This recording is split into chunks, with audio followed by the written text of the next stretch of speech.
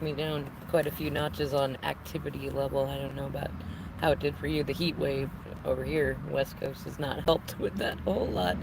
It's been, and with Neptune retrograde, it's certainly been one of those dreamy, hard to concentrate kind of moments.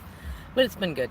Been giving myself grace for not having done a Mercury, or like a full Mercury retrograde reading and stuff like that.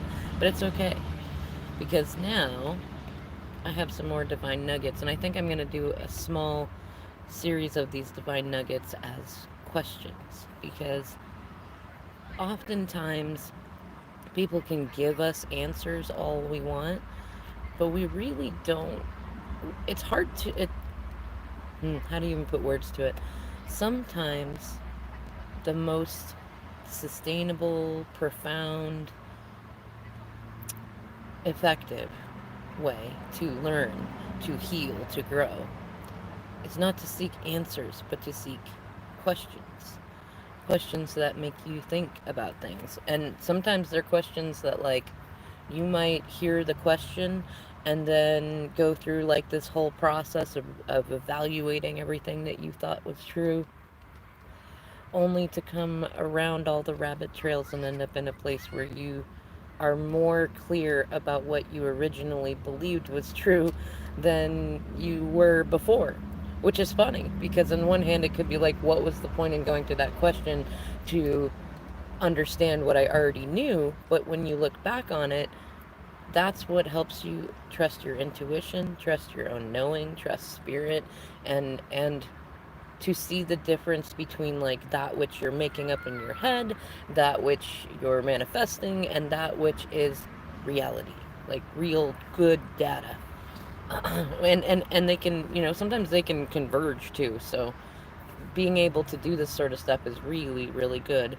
It can sometimes lead to shadow work. It can sometimes lead, uh, what do you call it, to uncontrollable bouts of fun and joy. You never know.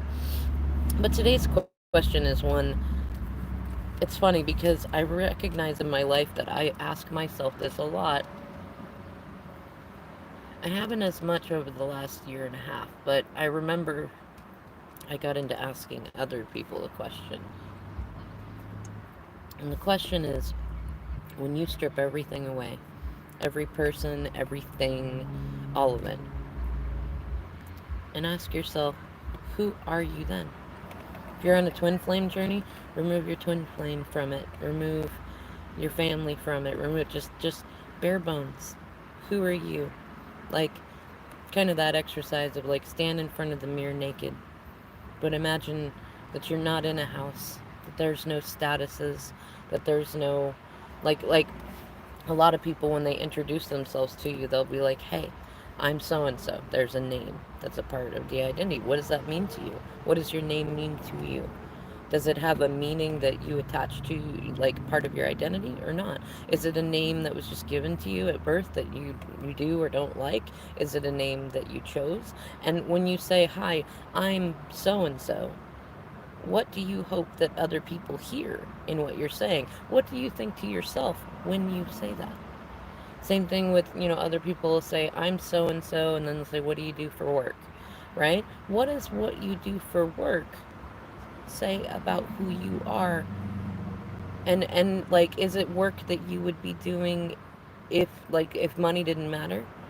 Like is it one of those, your job is a part of who you are at your core and that's why you do it? Or is it a job that you work because you believe that you need to or you have to, or like if you don't, something bad will happen, or and if that's the way that you work it, then what does that say about your identity, about who you are? Would you still, like, if money didn't matter, would you still care about what other people's opinions were about whether or not you worked? Right? Same thing with, like, a lot of times, and one of my favorite phrases too is, you are who you hang out with most often. And if you took away those people, would your life be more stressful or less stressful? And if it's less stressful, then why, what is it about the people that you have in as a part of your identity that you don't want to look at or let go of? And if your life would be more stressful without them, then are there some ways that you could be supporting yourself in the ways that you feel supported by them? And would that change anything, you know? And if you didn't have any friends, or you didn't have a job or any of that kind of stuff, you didn't have a house or car, things like that, would you feel like lesser of a person to just be you? Like if you didn't have any money, you didn't have a car, house, you didn't have super cool friends, you weren't a celebrity, you didn't read tarot cards, you didn't have, I don't know, the status of some relationship, things like that, how would you feel about yourself? Like when you strip it all away, who are you? Why are you? Why do you do what you do? How do you think about who you are when other people look at you? How much do you care about what other people think when they look at you? And what are good reasons for doing either or? Because the great thing about questions like this is that there aren't right answers to it, and oftentimes it's a learning journey. Like you'll probably have different answers for that question at different places on your journey, depending on what you're healing and working on and who's around you. Either way, if you're feeling game for it, go ahead and ask yourself that question. And if you'd like, please feel free to leave a comment and share it with us. Well, I'm going to end this here, so thank you so much for watching, liking, sharing, adding your badge to the tribe. I'll catch you next time.